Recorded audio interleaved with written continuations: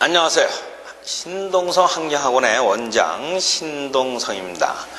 여러분들과 환경기능사 자격증에 대해서 만나 뵙게 됐는데, 환경기능사 시험에서 1차 시험, 2차 시험 이렇게 있는데, 지금 저하고 만나는 시간은 요 1차 시험, 객관식 시험이고, 이 1차 시험을 합격을 하면은 2차 시험은 또 실습을 가지고 저하고 만나게 돼 있죠.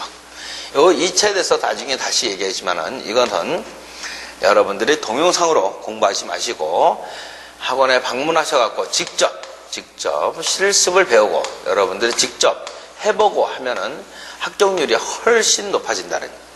자, 1차 시험 객관식 시험이라는 것을 하게 되는데, 지금 이 환경기능사 시험에 공부하시는 여러분들은 대부분이 환경의 한자도 몰랐던 분이 공부를 대부분이 하세요.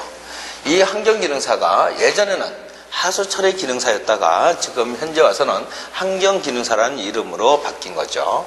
이 환경기능사 시험의 1차 시험은 시험 시간이 60분이고 시험 문항은 60문항.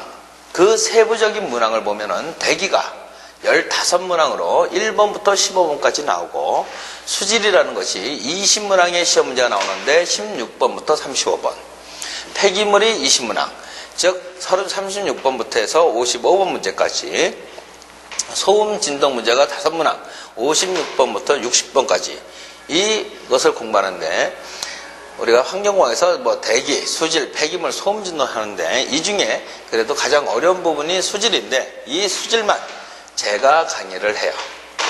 그리고 대기, 폐기물, 소음 진동 이 강의는 저희의 하부영 교수님이 강의하는데, 이분도 대학에서 강의도 하시고 또 자격증도 수질, 대기, 폐기물, 소음 진동 기사 자격증이 다 갖고 계신 분이 이것을 하고 계세요.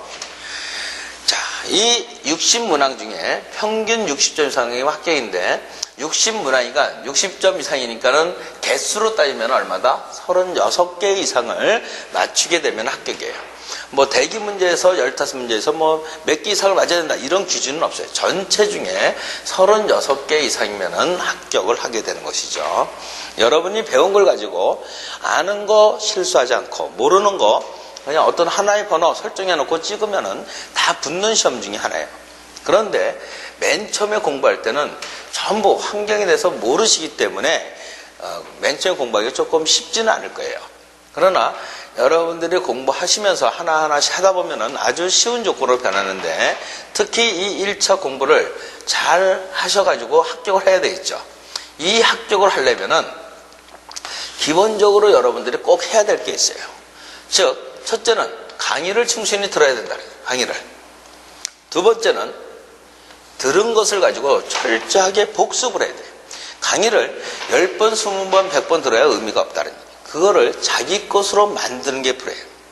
그럼 자기 것을 만들면서 외우기도 하고, 계산 문제는 또 계산기를 눌러서 쓰기도 하고, 자꾸 해봐야 되지. 안 해보면은 이거를 어떻게 계산해야 되고 어떤 것을 물어보는지 잘 몰라요. 강의를 듣고 아주 손쉽게 설명을 해놨으니까는 여러분들이 강의를 듣고 그거를 철저하게 복습하면은 누구나 다 합격을 할 수 있어요. 지금 요 복습 철저히 할 때 제가 계산기도 사용하고 이렇게 돼 있죠. 그래서 이때 반드시 공부할 때는 계산기가 필요해요. 어떤 계산기가 필요하냐 그러면은 공학용 계산기 이렇게 얘기해요. 요즘에는 많이 싸져서 이 공학용 계산기도 약 10,000원짜리면은 충분해요. 그래서 코사인, 사인, 코사인이라든가 뭐 사인 아니면은 로그 이런 함수들을 계산할 수 있는 바로 조건인데, 뭐 코사인, 사인 함수 이런 거 잘 안 나오지만은 로그를 이용하는 문제들이 있어요. 그러니까는 그걸 가지고 여러분들이 하나하나씩 설명을 다 해놨으니까는 그걸 가지고 자꾸 복습을 하면은 이 시험은 누구나 다 붙을 수가 있어요. 자, 여러분들이 이 시험은 항상 일요일날 시험 봐요. 일요일날 오후에 12시쯤에 보는데, 일요일날 시험을 보면은 그때 시험지를 줘요. 자기가 시험 본 문제지를 가지고 나올 수 있어요. 그 문제지에다가 여러분이 답을 하나하나씩 다 표기해서 놔요. 60문제를. 그리고 그 다음날 월요일 되면은 여러분들이 1차 시험을 보기 위해서 인터넷으로 원서 접수를 해야 되는데, 그 원서 접수한 큐넷이라는 사이트에 가면은 아침 10시 이후에, 오전 10시 이후에 가면은 바로 여러분이 시험 본 답안지가 떠요. 그래서 자기가 A형을 보면 A형, B형을 보면 B형, 환경기능사 찾아서 그거를 열어보면은 시험 문제지에다 맞춰보면, 아, 내가 36개 이상 맞았다 그러면 합격이 되는 것이고, 36개가 안 됐다 그러면 이제 불합격이 되겠죠. 그래서 하시는 분들이 이것만 충실히 하면은 누구나 다 붙는 시험이기 때문에 이것을 꼭 확인해 보시고, 합격을 했구나 하면은 이제 2차 원서 접수라는 것을 해야 되는데, 이거는 아무 때나 하는 것이 아니라 1차를 지금 자기 시험지로 확인해 본 것이지 확실하게 붙은 건 아니죠. 그러면은 시간이 좀 더 한 2주 정도 흐르면은 바로 1차 시험의 최종 발표가 나요. 최종 발표가 금요일 날 나게 되는데, 이 2차 원서 접수는 그 다음 주 월요일부터 목요일까지, 이 사이에 목요일 오후 6시인데 5시라고 생각을 하세요. 그래서 이 안에 원서 접수를 해야 돼요. 그러면은 이 2차 시험은 예전에는 서울에서밖에 안 봤어요. 그러나 지금은 서울, 대전, 그 다음에 부산, 울산, 광주 이런 데서 지금 몇 군데 시험을 보니까는 서울에도 저희 학원에 가까운 위치하고 있는 뭐 서울 기술공고 이렇게 얘기하는데, 기계공고, 거기에서 시험을 보고, 뭐 대전에서도 보고, 광주에서도, 울산에서도, 부산에서도 시험을 보긴 하는데, 여러분들이 자기 지역에 가서 원서 접수를, 그러니까 인터넷으로 자기 만약에 굳이 집이 제주도인데 서울까지 와서 시험 볼 필요는 없죠.